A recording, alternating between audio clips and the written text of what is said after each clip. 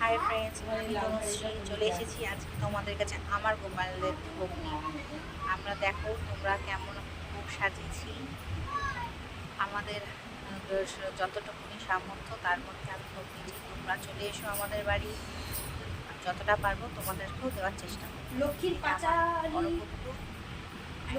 ছোট বকু মানো এটা দুষ্টু, খুব দুষ্টু।